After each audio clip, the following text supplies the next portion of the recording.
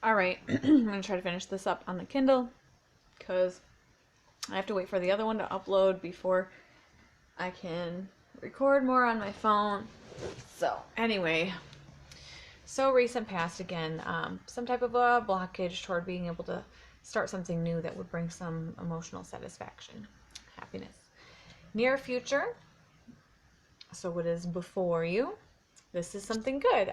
There will be a person that, so we're looking at, the summer as being the cups, which is emotional happiness, love, beauty, and all that kind of stuff. So as we're telling this story, we see that although you've put yours on hold, or denied to pursue things that will um,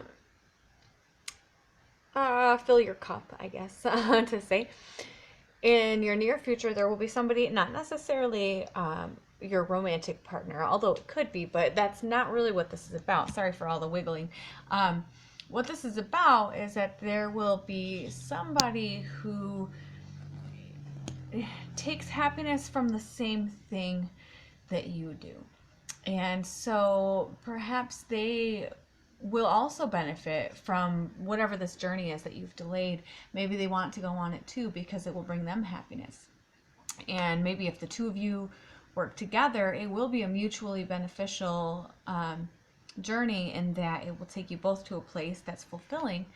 And also with each other's cooperation and help, it would be like not really the burden, not sharing the burden, but just kind of teamwork and cooperation there, and also having somebody also that's encouraging you to do something that makes you happy can make it easier to say no to those things that you do want to do, and they also do make you happy in a different way, but it's very easy to neglect self-care until you have somebody that is kind of pushing you to do so, and also they want to join with you on that journey, that will bring you some happiness by loving yourself and doing for you.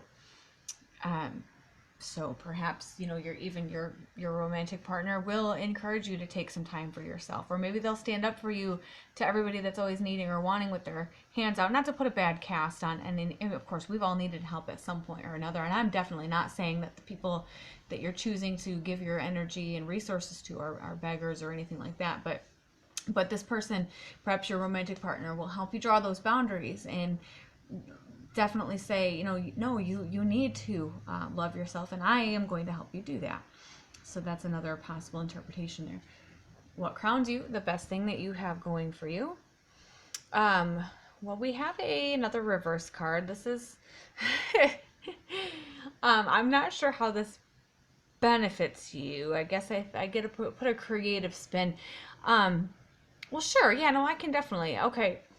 So upright, this is like being in a position where you are impoverished. Maybe not necessarily in a literal way, but where you're needing something. And you just need to reach out. The best thing that you have going for you is you're not needing for anything. You're not causing so all of your physical needs are met. Whether you're giving of yourself too much in a time and energy kind of way, that's one thing. But you do have a stable financial ground. You're not putting yourself at risk of being homeless or hungry or anything like that. So you do have that going for you, where you're not in a position where you need to draw on the resources of other people. Um, so I guess that is one way we could say that benefits you. Otherwise, because typically when I read this card, it's something more. Usually it's because the person is in a position where they need something, but they're having trouble asking. They have a hard time being in the position of needing. And so at first I took this, since it was reversed, as you know, you you've never asked anything of anybody, or you don't ask anything of anyone, and maybe that's it too. um but in a positive way, that might be maybe it will be easier for you to do this because you have never asked anything for yourself. You haven't pushed anybody to a, I guess, hard to say, um, but you won't feel selfish taking some time for yourself or doing something that just makes you happy and doesn't benefit anyone but you, or isn't for any other purpose than your own satisfaction.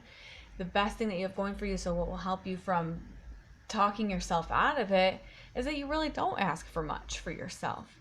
You don't often ask of anything.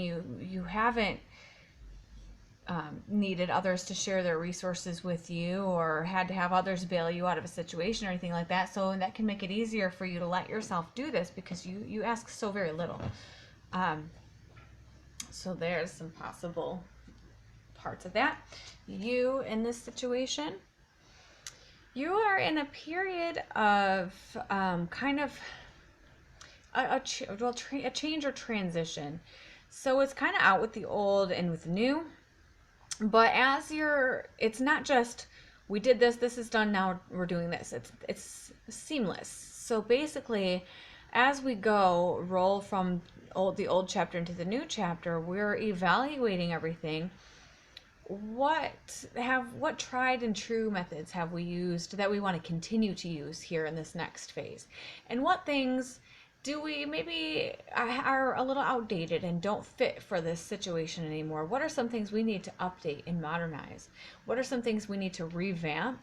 And what things are good for the long haul? So you're going to be kind of evaluating your approach to things. You're going to be keeping the traditional things that you've always done that have always worked for you, figuring out what those are. But also, you're going to question some of the things that, even though you continue to do them and may be traditional or habit, that might not be doing anything for you, or might not be contributing to your highest well-being. So it's, taking the advice from the people who have been there and done that, and like this is how we've always done it type of way, but also taking some inspiration from people who are modernizing their approach and the radical ideas and the non-traditional or non-conservative approaches, and blending the two into your own personal approach. So that's where you're at right now. Well, maybe just because this is the way I've always done things doesn't mean that this is the way I always do need to do things. And I like doing this part of it, but maybe I'm going to change this part of it. In your environment, so something that impacts this situation that is not you. So there is somebody, this wouldn't be you, but so the 5, when this is upright, this is the part where, you've been through an emotional pain, and the pain has been caused, then the healing has taken place, or the rest has been taken, and everybody's ready to move on. Except this person doesn't quite get it yet. It hasn't sunk in that it really is over and that it is time to move on. They may be clinging to something or dwelling on some past pain, not moving forward like they should be. The next step is when you get from here to a place where you understand to take what you've learned, leave the rest, and move on to another phase, which kind of ties into what we're doing here, but on a smaller scale. And this is just one issue. So with this issue, where this is between the battle is the 3, or the pain is the 3, and the rest and renewal and healing is the 4. This is just that interim, because the 6 is the moving on. So this is right here, not yet having acknowledged that you need to move on, not yet being able to let go of the painful event, even though the healing has happened and the rest has been taken. Not yet fully acknowledging that it's over, so not fully being able to trust, because even though we may have rebuilt our energy and our strength, doesn't necessarily mean that we've rebuilt our trust, and we still might need a little bit of a breather before we can throw ourselves in that situation, especially having just been burned. So somebody in your environment is hesitant to move forward with something just because they're still remembering how they suffered before, and they're still a little nervous and a little slow to trust the process, and might not be ready to move forward yet. There's really nothing else that they need to do, but maybe it's just waiting to feel confident in that. Your hopes or fears as it pertains to this situation. So, this could be read as a hope or a fear. So, with this situation, let's pretend that this is something bad that has happened. And these are all the good things that you have going for you. So, as you can see, there's quite a lot more of those. But the essence of this card, although, in this case, she's not actually looking at it, but the essence of this card, what this would be is putting all your focus on this, the one thing that's gone wrong, and being like, oh, it's all over, forget it, it's not worth it. Perhaps maybe this, saying, okay, you know what, this didn't work out, I didn't do this thing, I didn't take this opportunity, just forget it, I'm not doing it. But there are so many reasons, so many more reasons to do it than there would be reasons not to. If you look at it and say, oh, just forget it, it's not worth it, or it's over, it's ruined, this chance has been lost, this card kind of depicts taking a pessimistic standpoint, ignoring all the good and blowing up or magnifying the negative and telling yourself that that's representative of the entire situation when it's not. It's just a fragment.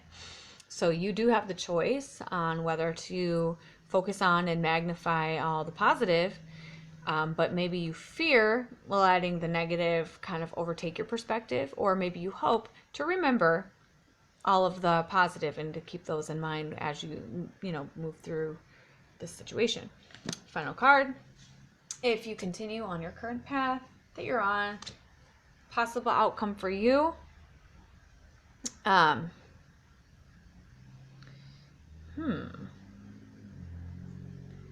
Well, I